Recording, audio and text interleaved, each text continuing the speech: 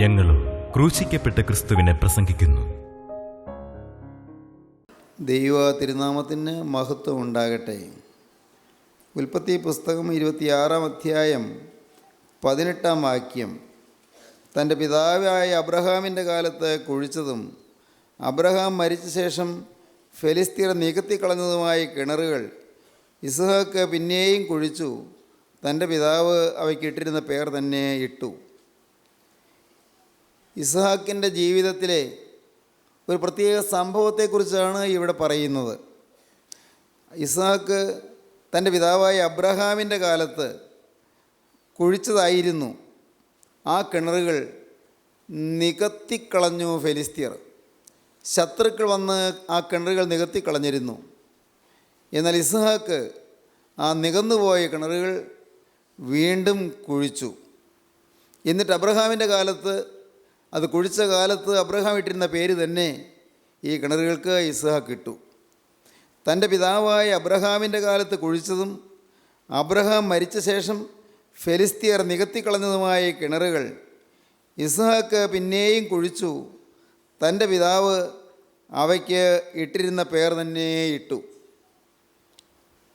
അബ്രഹാമിൻ്റെ കാലത്ത് ഈ കിണർ കുഴിച്ച് അവയ്ക്ക് അബ്രഹാം പേരിട്ടതായിരുന്നു. ഉൽപ്പത്തി പുസ്തകത്തിൻ്റെ മുൻപുള്ള അധ്യായങ്ങൾ വായിക്കുമ്പോൾ അത് നമുക്ക് കാണാം. 21-ാം അധ്യായത്തിൽ, ഉൽപ്പത്തി പുസ്തകം 21-ാം അധ്യായം 25-ാം വാക്യം. എന്നാൽ അബീമേലെക്കിൻ്റെ ദാസന്മാർ അപഹരിച്ച കിണർ നിമിത്തം അബ്രഹാം അബീമേലെക്കിനോട് ഭത്സിച്ച് പറഞ്ഞു എന്ന് നമ്മുടെ വായിക്കുന്നുണ്ട്. അബ്രഹാമിൻ്റെ കാലത്ത് അബ്രഹാം കുഴിച്ച കിണറുകളെക്കുറിച്ച് അന്ന് മത്സരമുണ്ടായതാണ്. അബ്രഹാമിൻ്റെ കാലത്ത് ആ കിണറുകൾക്ക് അവകാശം പറഞ്ഞ് അബീമേലെക്ക് വന്നതാണ്. ശത്രുക്കൾ ആ കിണറിൽ അവകാശം പറഞ്ഞ് വന്നതാണ്. എന്നാൽ അബ്രഹാമിൻ്റെ കാലത്ത് ആ കിണർ അബ്രഹാം അബീമേലെക്കിൻ്റെ അടുക്കൽ നിന്ന് മത്സരമെല്ലാം തീർത്ത് ഉടമ്പടി ചെയ്ത് ആ കിണർ അബ്രഹാം സ്വന്തമാക്കി. ശത്രുക്കൾ അവകാശം പറഞ്ഞിരുന്നത് അബ്രഹാമിൻ്റെ കാലത്ത് അബ്രഹാം സ്വന്തമാക്കി എടുത്തു. എന്നാൽ അബ്രഹാമിൻ്റെ കാലം കഴിഞ്ഞതിന് ശേഷം ഇസ്ഹാക്കിൻ്റെ കാലമായപ്പോൾ ആ കിണറുകൾ ശത്രുക്കൾ പിന്നെയും അപഹരിച്ചു. ആ കിണറുകൾ അപഹരിച്ചിട്ട് ആ കിണർ അവർ മൂടിക്കളഞ്ഞു. അതിലുണ്ടായിരുന്ന ഉറവുകൾ തീർത്തും വറ്റിപ്പോയി. കിണർ മൂടിക്കളഞ്ഞു. ഫെലിസ്തീയർ വന്ന് കിണർ മൂടിക്കളഞ്ഞത് ഇസ്ഹാക്ക് അറിഞ്ഞപ്പോൾ ഇസ്ഹാക്കിന് വലിയ സങ്കടമായി. പിതാക്കന്മാരുടെ കാലത്തുണ്ടായിരുന്ന കിണർ അത് മൂടിപ്പോയി. പിതാക്കന്മാരുടെ കാലത്തുണ്ടായിരുന്ന ഉറവ വറ്റിപ്പോയി. പിതാക്കന്മാരുടെ കാലത്തുണ്ടായിരുന്ന അനുഗ്രഹത്തിൻ്റെ ഉറവുകൾ തീർന്നുപോയി. സങ്കടത്തോടെ ഇസ്ഹാക്ക് ആ കിണറുകൾ വീണ്ടും താഴ്ത്തുകയും അബ്രഹാമിൻ്റെ കാലത്തുണ്ടായിരുന്ന കിണറുകൾ നികന്നുപോയിരുന്നത് വീണ്ടും താഴ്ത്തി അവയ്ക്ക് പണ്ടുണ്ടായിരുന്ന പേര് തന്നെ ഇട്ടു. വളരെ അർത്ഥവത്തായ ചില കാര്യങ്ങൾ ഇതിൽ നിന്ന് നമുക്ക് പഠിക്കുവാനുണ്ട്. ഇതിനു മുൻപ് ചില അവസരങ്ങളിൽ ഇതിനെക്കുറിച്ച് ചില സൂചനകൾ നിങ്ങളുടെ അടുക്കൽ പറഞ്ഞിരുന്ന് നിങ്ങൾ ചിലർ ഓർക്കുമായിരിക്കും. നമ്മുടെ ഓരോരുത്തരുടെയും ജീവിതത്തിൽ ചിലതെല്ലാം നികന്നു പോയിരിക്കുകയാണ്. ഒരു കാലത്ത് കൊഴിച്ചതായിരുന്നു, ഒരു കാലത്തൊരു സമർപ്പണം എടുത്തതായിരുന്നു, ഒരു കാലത്ത് ജീവൻ്റെ ഉറവ തുറന്ന് കിട്ടിയതായിരുന്നു. ജീവൻ്റെ ഉറവയിൽ നിന്നുള്ളതായ ജീവൻ്റെ ജലം സമൃദ്ധിയായി ഒഴുകി ദേശങ്ങൾ നനച്ചതായിരുന്നു. നമ്മുടെ ഭവനത്തിൽ തന്നെ നനവ് കിട്ടിയിരുന്നു. ഭവനത്തിൻ്റെ അന്തരീക്ഷത്തിൽ ഒരു ശാന്തത ലഭിച്ചിരുന്നു. നമ്മുടെ കുടുംബത്തിൽ ഒരു സമാധാനം ധാരാളമായി കടന്നു വന്നിരുന്നു. പരസ്പരമുള്ളതായ ഐക്യവും പരസ്പരമുള്ളതായ സ്നേഹബന്ധവും ദൃഢമായി തീർന്നൊരു കാലം ഉണ്ടായിരുന്നു. ജീവനുള്ള ദൈവത്തിൻ്റെ സ്നേഹത്തിൻ്റെ ഉറവ തുറന്നു കിട്ടിയതിൻ്റെ ഫലമായി, ദൈവസ്നേഹം നമ്മുടെ കുടുംബത്തിൽ തന്നെ ഉറവയായി തുറന്നതിൻ്റെ ഫലമായി നമ്മുടെ കുടുംബത്തിൽ സമാധാനവും സന്തോഷവും ഉണ്ടായതാണ്. കോപാട്ടഹാസങ്ങളുള്ള കുടുംബങ്ങളിൽ നിന്ന് കോപം മാറി അലർച്ചയും ഗർജനവുമുള്ള പെരുമാറ്റങ്ങളും ആക്രോശങ്ങളും കുടുംബത്തിൽ നിശേഷം ദൂരീകരിക്കപ്പെട്ടു. സമാധാന അന്തരീക്ഷം കുടുംബത്തിൽ വന്നു. ഉഴപ്പിപ്പോയിരുന്നതായ കുട്ടികൾ അവരുടെ ഉഴപ്പ് മാറ്റി പഠിക്കാൻ തുടങ്ങി. ദുശ്ശീലങ്ങളുടെ അടിമകളായിപ്പോയ യുവാക്കന്മാർ അവർ ദൈവത്തിങ്കിലേക്ക് തിരിയുകയും അവരുടെ സ്വഭാവത്തിൽ മാറ്റം വരികയും ചെയ്തു. ചീത്ത പടങ്ങളിൽ രസിക്കുകയും കൊള്ളരുതാത്തതായ ബന്ധങ്ങളിൽ മുഴുകുകയും അഴുക്കായ ശീലങ്ങളിൽ വളരുകയും ചെയ്തുകൊണ്ടിരുന്നതായ യുവതലമുറ തിരിഞ്ഞു വരികയും ദൈവത്തിങ്കിലേക്ക് തിരിഞ്ഞ് ആശ്വാസകരവും സമാധാനപരവുമായ ജീവിതം തുടരുകയും ചെയ്യാനിടയായി. നമ്മുടെ പലരുടെയും കുടുംബങ്ങൾ എന്ത് ആശ്വാസം അനുഭവിച്ചതാണ്. ഒരു കാലത്ത് ആത്മാവിൻ്റെ ജീവ ഉറവ തുറന്ന് ലഭിച്ച കുടുംബങ്ങൾ, ആത്മാവിൻ്റെ ഉറവയിൽ നിന്ന് കോരിക്കുടിച്ച് സ്തുതിയുടെ ആനന്ദ ലഹരിയിൽ മനം മയങ്ങി ദൈവത്തെ ആരാധിച്ച നാളുകൾ, സന്തോഷത്തികവുള്ള അവസരങ്ങൾ. ഉള്ളത് ശാന്തമായിരുന്നു. പ്രശ്നങ്ങൾ ഉള്ളപ്പോഴും ഹൃദയം ശാന്തമായിരുന്നു. ദുരിതങ്ങളും ദുഃഖങ്ങളുള്ളപ്പോഴും മനസ്സ് ശാന്തമായിരുന്നു. പ്രശ്നങ്ങൾ ഉള്ളപ്പോഴും ഹൃദയം ശാന്തമായിരുന്നു. ദുരിതങ്ങളും ദുഃഖങ്ങളുള്ളപ്പോഴും മനസ്സ് ശാന്തമായിരുന്നു. അനേകം പ്രതിസന്ധികൾ ആഞ്ഞ് തെറുത്തു വന്നപ്പോഴും ക്രിസ്തുവിലുള്ളൊരു ആശ്രയം നമുക്കുണ്ടായിരുന്നു. നമ്മുടെ ജീവിതത്തിൽ ആനന്ദത്തിൻ്റെ ഒരു നല്ല അനുഭവം ലഭിച്ചിരുന്നു. ആ ഉറവ അത് ശത്രു അവകാശം പറയുകയും ശത്രു വന്ന് അത് മൂടിക്കളയുകയും ചെയ്തു. ഇസ്ഹാക്കിൻ്റെ കാലത്ത് ഒരു കാലത്തുണ്ടായിരുന്നതായി ഉറവകൾ ഫിലിസ്തീർ വന്ന് നികത്തിക്കളഞ്ഞു, കിണർ നികത്തിക്കളഞ്ഞു. ഇസ്ഹാക്ക് അത് കണ്ടപ്പോൾ എന്ത് ചെയ്തു? നാം വായിക്കുന്നത് അങ്ങനെയാണ്. അബ്രഹാമിൻ്റെ കാലത്ത് കുഴിച്ച കിണറുകൾ ഫിലിസ്തീർ വന്ന് നികത്തിക്കളഞ്ഞവ ഇസ്ഹാക്ക് പിന്നെയും കുഴിച്ചു. തൻ്റെ പിതാവ് അവയ്ക്കിട്ടിരുന്ന പേർ തന്നെ ഇട്ടു. അബ്രഹാമിൻ്റെ കാലത്ത് കുഴിച്ച കിണറുകൾ പൂർവ്വപിതാക്കന്മാരുടെ കാലത്ത് വിശുദ്ധിയുടെ കിണറുകൾ കുഴിച്ചവരാണ്. പൂർവ്വ പുണ്യപിതാക്കന്മാർ സ്നേഹത്തിൻ്റെ നിദർശനമായി നിന്നവരാണ്. അവരാത്മീയത്തിൽ വളർന്നവരായിരുന്നു. പഴയകാലത്തെ പ്രാർത്ഥനകൾ, പഴയകാലത്തെ ഗീതങ്ങൾ, പഴയകാലത്തെ ആരാധനാ രീതികൾ ഇതെല്ലാം നാം ഇന്ന് വായിക്കുകയും ധ്യാനിക്കുകയും ചെയ്യുമ്പോൾ പൂർവ്വപിതാക്കന്മാരുടെ വിശ്വാസത്തിൻ്റെ തികവും വിശ്വാസത്തിൻ്റെ ദാർഢ്യവും നമുക്ക് മനസ്സിലാക്കാൻ കഴിയും. ആഴമേറിയ വേദപരിജ്ഞാനത്താൽ നിറഞ്ഞവരായിരുന്നു. പ്രിയപ്പെട്ടവരെ, ഓരോ പ്രാവശ്യത്തെയും വിശുദ്ധ കുർബാനയിലെ ഏവങ്കേരിയനും വായിക്കുന്നത് കേട്ടാൽ മനസ്സിലാകും.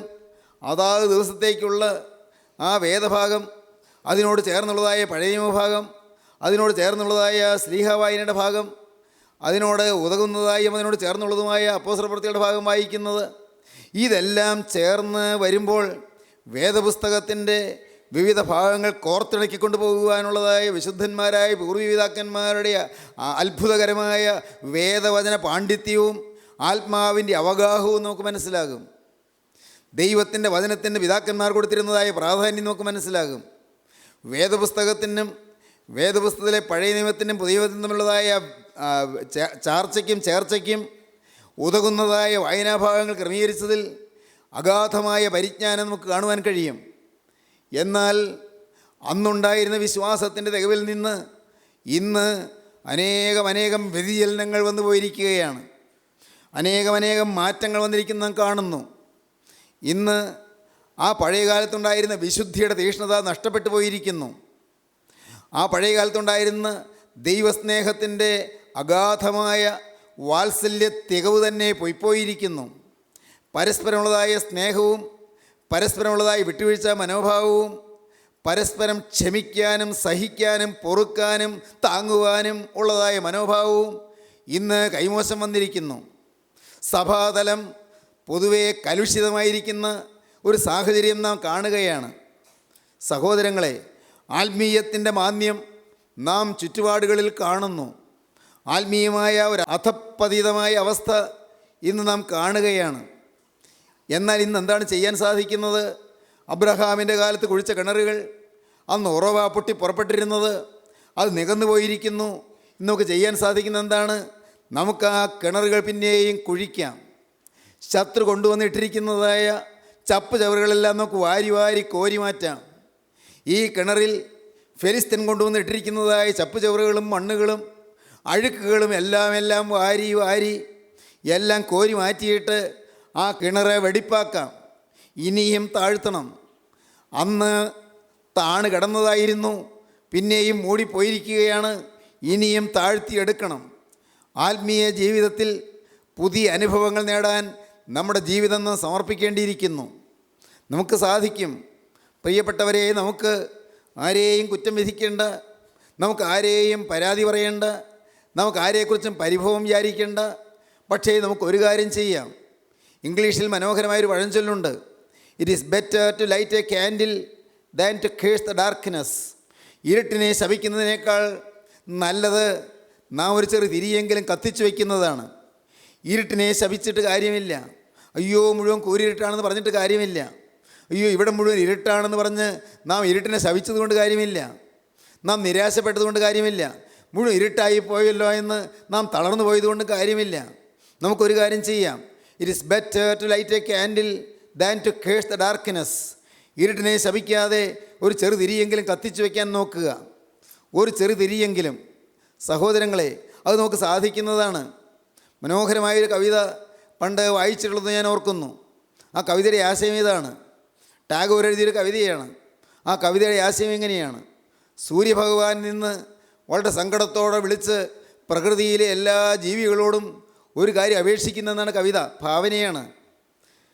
സൂര്യൻ നിന്ന് ചോദിക്കുകയാണ്, എനിക്ക് ഇത്രയും നേരം ഞാൻ ജോലി ചെയ്തുകൊണ്ട് കുറച്ച് നേരം വിശ്രമിച്ചാൽ കൊള്ളാം.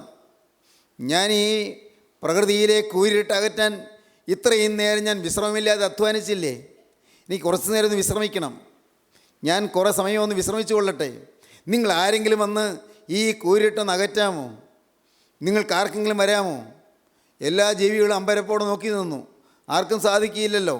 സൂര്യൻ ചെയ്യുന്ന പ്രവൃത്തി ആരെക്കൊണ്ട് സാധിക്കും? സൂര്യൻ്റെ പ്രകാശം ആർക്കുണ്ട്? എല്ലാവരും നിശബ്ദരായി നിന്നു. സൂര്യൻ പറഞ്ഞു, ഞാൻ നിങ്ങളെല്ലാവരെയും വിളിച്ചു കൂട്ടിയത് വളരെ ഗൗരവമേറിയ കാര്യം ചോദിക്കാനാണ്. എനിക്ക് എത്ര നേരങ്ങളിൽ ജോലി ചെയ്യാൻ പറ്റും? ഇത്രയും നേരം ഞാൻ ജോലി ചെയ്തില്ലേ? ഇനി കുറച്ച് നേരം ഞാനൊന്ന് വിശ്രമിക്കട്ടെ. നിങ്ങൾ ആരെങ്കിലും ഒന്ന് മുന്നോട്ട് വരൂ. ഈ പ്രകൃതിയുടെ കൂരിട്ട് അകറ്റാൻ ഒന്ന് മുന്നോട്ട് വരൂ. അപ്പോൾ ഒരു ചെറു മിന്നാമിനുങ്ങ് പയ്യെ പറന്നു വന്നു. മിന്നാമിനുങ്ങ് പറഞ്ഞു, സൂര്യഭഗവാനെ, അങ്ങ് ചെയ്യുന്നത് പോലെ ഇത്രയും വലിയ പ്രകൃതി എമ്പാടുമുള്ള കൂരിട്ട് അകറ്റാൻ എനിക്ക് സാധിക്കുകയില്ല. പക്ഷേ എനിക്ക് ഒരു ചെറു വെളിച്ചമുണ്ട്, വളരെ അല്പം മാത്രം. ഒരു വെളിച്ചത്തിൻ്റെ കണികയുണ്ട്, ഒരല്പം വെളിച്ചം. ആ അല്പം വെളിച്ചം കൊണ്ട് എനിക്ക് ഒരു ചുറ്റുവട്ടത്തിൽ പറന്നു നടക്കാൻ പറ്റും. അത്ര പേരുത്തൊന്നും പറക്കാൻ എന്നെക്കൊണ്ട് സാധിക്കുകയില്ല. ഒരു ചെറിയ ചുറ്റുവട്ടത്തിൽ ഒരു ചെറിയ വെളിച്ചവുമായി ഞാൻ പറന്നു നടക്കാം. എന്നാലാവത് ഞാൻ ചെയ്യാം. ഇത് ടാഗോറിൻ്റെ ഈ കവിതയിലെ ആശയം അല്പം ഗൗരവമുള്ളതാണ്. നമുക്കാർക്കും വലുതൊന്നും ചെയ്യാൻ പറ്റിയെന്ന് വരികയില്ല. വലുതൊന്നും നമുക്ക് പ്രവർത്തിക്കാൻ സാധിക്കുകയില്ല. ഒരു ചെറുതിരി കത്തിക്കാൻ സാധിക്കും. ഒരു ചെറിയ വെളിച്ചത്തിൻ്റെ കണം, ഒരു ചെറിയ വെളിച്ചത്തിൻ്റെ തുള്ളി, വളരെ ചെറിയൊരു കണിക മാത്രം, അത്രയും നമുക്ക് പ്രകാശിപ്പിക്കാൻ സാധിക്കും നമ്മുടെ ഒരു ചെറിയ ജീവിതം, ഈ അല്പ ആയുസ്. അതെന്ത് ചെയ്യാൻ പറ്റും? നമുക്ക് ഈ കിണർ കുഴിക്കാം. ശത്രു നികത്തിക്കളഞ്ഞതായ കിണറുകൾ നമുക്ക് കുഴിക്കാം. നമ്മുടെ സ്വന്തം ജീവിതത്തിൽ എവിടെയെല്ലാമാണ് ഫിലിസ്തീൻ വന്ന് മണ്ണിട്ട് മൂടിയത്, എവിടെയെല്ലാമാണ് ദുഷ്ടശത്രു വന്ന് അത് നികത്തിക്കളഞ്ഞത്, എവിടെയെല്ലാമാണ് പൈശാചികൻ വന്ന് അത് മൂടിക്കളഞ്ഞത്, ഏതെല്ലാമാണ് നമ്മുടെ ജീവിതത്തിൽ ദൈവം തുറന്നു തന്നിരുന്നായി ഉറയിൽ പിശാച് കൊണ്ടുവന്ന് ഇട്ടത്. കോപം, വാശി, വഴക്ക്, വൈരാഗ്യം, അശുദ്ധ വികാരങ്ങൾ, മലിനമോഹങ്ങൾ, മ്ലേച്ഛ ചിന്തകൾ, കൊള്ളരുതാത്ത ബന്ധങ്ങൾ, എന്തെല്ലാമാണുള്ളത്. അവയവം പ്രതി ഞാൻ പരിശോധിച്ച് നോക്കണം. എന്തെല്ലാമാണ് ഈ കിണർ മൂടാൻ ഇടയായിട്ടുള്ളതായ കാരണങ്ങൾ. എൻ്റെ ജീവിതത്തിൽ എന്തെല്ലാമാണ് ഈ കിണർ മൂടിക്കളഞ്ഞത്. എന്നാൽ സാധിക്കും. വേറെ ആരുടെയും സഹായം വേണ്ട.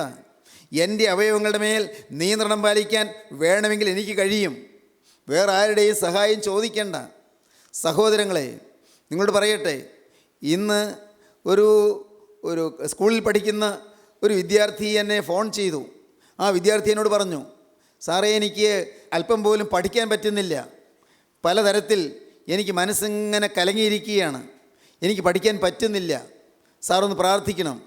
ഞാൻ ചോദിച്ചു, എന്താണ് പഠിക്കാൻ പറ്റാത്തത്? സാറേ, ഞാൻ ചില തീരുമാനങ്ങളൊക്കെ എടുക്കും, പക്ഷേ തീരുമാനം പാലിക്കാൻ പറ്റുന്നില്ല. എന്ത് തീരുമാനം എടുത്തത്? തീരുമാനം എന്താണ്? സാറേ, എനിക്ക് ചീത്ത പടങ്ങൾ കാണാൻ വലിയ ആഗ്രഹം. എനിക്ക് ടി വിയുടെ മുമ്പിൽ നിന്ന് മാറാൻ തോന്നുന്നില്ല. ഞാനത് കണ്ടുകൊണ്ടേ ഇരിക്കുകയാണ്. അതിന് എന്നോട് പറഞ്ഞിട്ട് കാര്യമുണ്ടോ?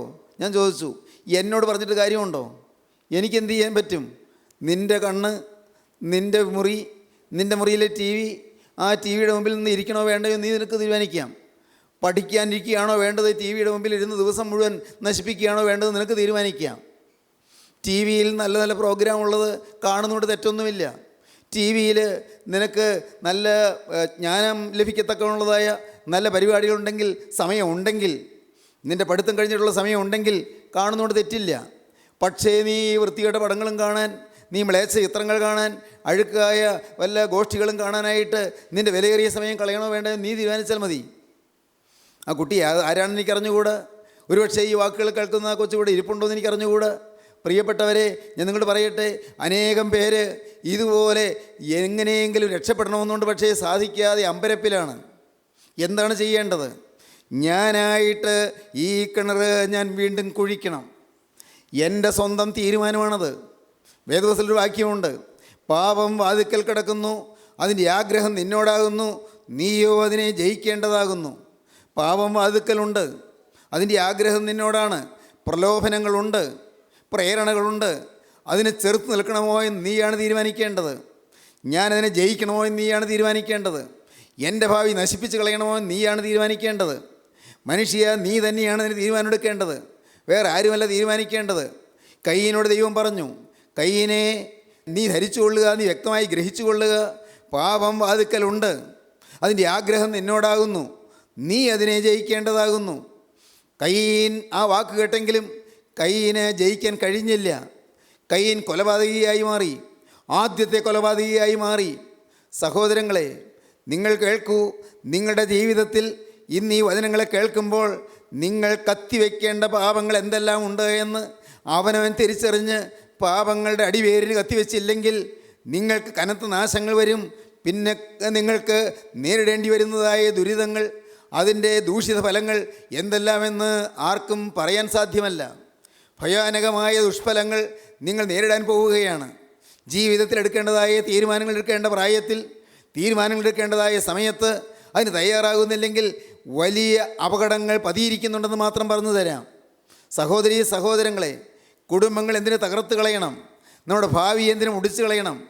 ശോഭനമായ ഭാവിയിലേക്ക് വളർന്നു വരേണ്ടവരാണ് നാം. വളരെ ഉന്നതമായ ഭാവി നമുക്ക് നേടാവുന്നതാണ്. വളരെ വളരെ നല്ല ശുഭകരമായ നിലകളിലേക്ക് നമുക്ക് ഉയർന്നു വരുന്നു പോകാവുന്നതാണ്. ആരും തളർന്നിരിക്കേണ്ട ആവശ്യമില്ല. ഏതെങ്കിലും തരത്തിലുള്ളതായ പാപങ്ങൾ നിങ്ങൾക്ക് വന്നു പോയെങ്കിൽ ആ പാപങ്ങളെ ഓർത്ത് അനുദപിക്കാൻ നിങ്ങൾക്ക് മനസ്സ് വന്നാൽ മതി. അയ്യോ തെറ്റുപറ്റിപ്പോയല്ലോ എന്ന് കണ്ണുനീരുകൊണ്ട് കർത്താവിൻ്റെ പാദം കഴുകാൻ നിങ്ങൾക്ക് തോന്നിയാൽ മതി. ഇനിമേൽ ഈ പാപങ്ങൾ ആവർത്തിക്കുകയില്ല എന്ന് ദൈവത്തോട് നിങ്ങൾക്ക് ഉടമ്പടി ചെയ്യാൻ സാധിച്ചാൽ മതി. ദൈവത്തോട് കൃത്യമായി ഹൃദയത്തിൻ്റെ തീരുമാനം അറിയിക്കണം. ദൈവസന്നിധിയിൽ പ്രതിജ്ഞയെടുക്കണം. അതാണ് ഈ സമർപ്പണം എന്ന് പറയുന്നത്. പ്രിയപ്പെട്ടവരെ, ഇത് ഒരു നിസ്സാര കാര്യമല്ല, ഗൗരവമേറിയ വിഷയമാണ് ഞാൻ പറയുന്നത്. വേണമെങ്കിൽ നിങ്ങൾക്ക് സ്വീകരിക്കാം. നിങ്ങളുടെ ജീവിതത്തിൽ ഈ വാക്കുകളെ കേട്ടുകൊണ്ട് ഇവിടെ ഇരിക്കുന്ന ഈ ആളുകൾ മാത്രമല്ല, നാനാ ദേശങ്ങളിൽ ഇരുന്നുകൊണ്ട് കേൾക്കുന്നവർ ഓരോരുത്തരും ശ്രദ്ധയോടെ ഇരുന്നു കൊള്ളൂ. സഹോദരങ്ങളെ, നിങ്ങളുടെ ജീവിതത്തിൽ പാപം വാതിൽക്കൽ കിടക്കുന്നെന്ന് അറിഞ്ഞുകൊണ്ട് നിങ്ങൾ പാപത്തെ ജയിക്കാൻ തയ്യാറായില്ലെങ്കിൽ പാപം നിങ്ങളെ ജയിച്ച് കീഴടക്കുകയും കനത്ത നാശങ്ങൾ നിങ്ങൾ നേരിടുകയും ചെയ്യും. അബ്രഹാമിൻ്റെ കാലത്ത് കുഴിച്ച കിണറുകളായിരുന്നു. ഫെലിസ്തർ വന്ന് നികത്തിക്കളഞ്ഞു. ഇനി എന്താണ് ചെയ്യുക? ഇസ്ഹാക്ക് അവയെ വീണ്ടും താഴ്ത്തി. എല്ലാം പെറുക്കി എടുത്തു. എല്ലാം കോരി എടുത്തു. സകലവും വാരിയെടുത്തു.